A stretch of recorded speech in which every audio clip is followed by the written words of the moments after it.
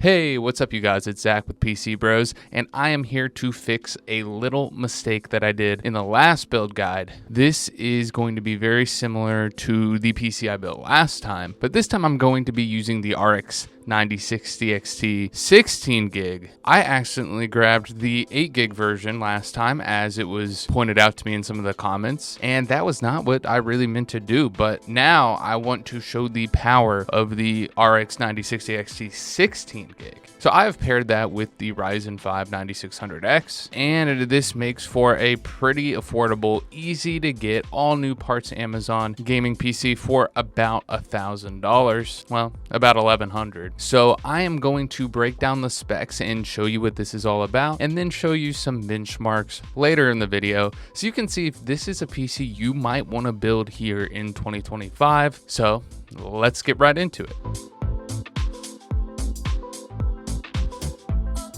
And here are the specs for this build, starting off with the Ryzen 5 9600X. With 6 cores and 12 threads, this processor is pretty much one of the meta if you are wanting to do an entry-level 1440p build. For about $205 here on Amazon, it is still really easy to get and really good to pair with the GPU. And I chose the Gigabyte RX 9060 XT Gaming OC. This is the 16 gig version, correcting myself from last time with that 8 gig mistake. This is one of the most sought after GPUs right now. And for a good reason. You're going to see later in the benchmarks, this GPU is very impressive, and it is less than $400 right now, so a really good pickup if you're looking to build a pretty powerful, I would still say this is like a budget PC, but like a mid to high range budget, you know, like right about $1,000. And for the motherboard, I chose the Gigabyte B850 gaming Wi-Fi. This has Wi-Fi 6, and it nothing too special. I mean, this is a decent high quality motherboard. As long as you get some sort of B850, it should be fine.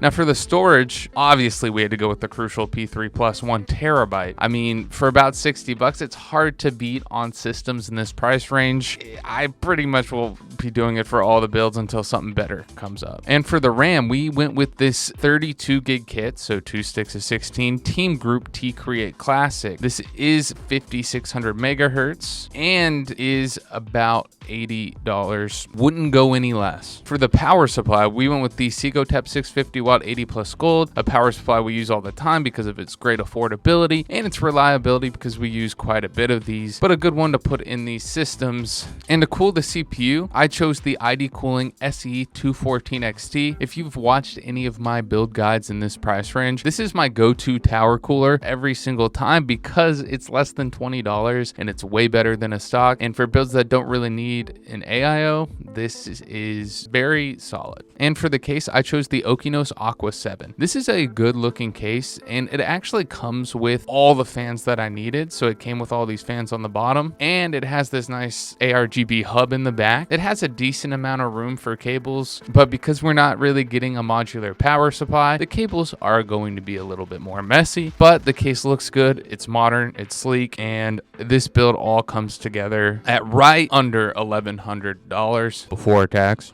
So yeah, now that I have went over all the specs here, let's cue a quick build montage and then get into the gaming.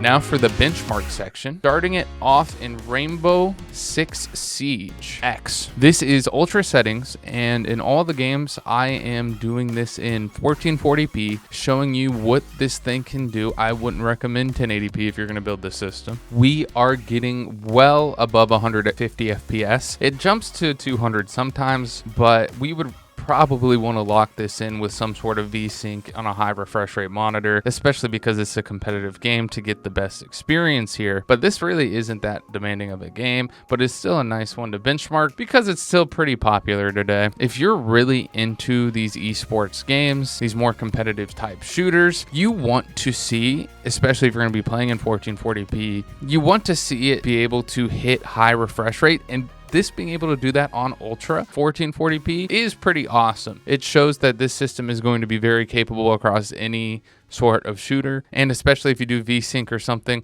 it's going to be buttery smooth. For a single player game, it's going to be a little bit different. This is a more demanding single player game. This is Black Myth Wukong, very high settings, 1440p. I also tried Ultra and it was getting about 60 FPS. Now that was at 70% render scale. For this very high benchmark, I turned the render scale down to about 50%. So very high is looking to be at 90 FPS, pretty solid throughout the whole benchmark. I think that is still very solid, especially in single player games that are this demanding and pretty new, because it's going to look pretty in 1440p. And I like on single player games to be able to play at the highest settings in 1440p, because a lot of single player games like this or Ghost of Tsushima, they look absolutely beautiful, and you're missing out if you're not cranking up the settings and you're building a PC like this. Part of the fun is enjoying how beautiful these games look. This isn't really a competitive game, so you don't need to get high refresh rate. It would be nice, but I want it to look great, and I think this actually does. It is still smooth. We could tweak the settings a little bit even more, but I think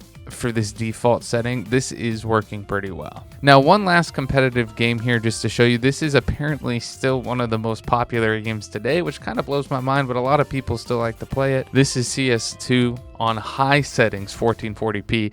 Now, this game is not demanding at all, but it's a fun little benchmark because, again, with these competitive shooters, you want high refresh rate. And if you can get that with high settings, then that's just even better, because this is getting well above 200 FPS, and you'll see some weird drops with the explosions. I think this benchmark does a good job at adding a lot of different scenes and stuff, so it can give you a better idea. You would definitely want some sort of VSync or frame lock kind of thing on this one, because look how much it's jumping around. That's not going to be very enjoyable if you are competitive. I would probably lock this out at like 175 hertz, maybe 144, and high settings is looking good in 1440p. Yeah, I mean, this is going to be a great system for single player games. I know I just tried Black Myth Wukong, but Cyberpunk would look pretty good as well. Now, just keep in mind when doing any of these settings, you can tweak them to get even better. I like to just set it on the defaults because I'm not trying to be a stickler for FPS. I am trying to build a PC where I can have a lot of fun and enjoy the next gen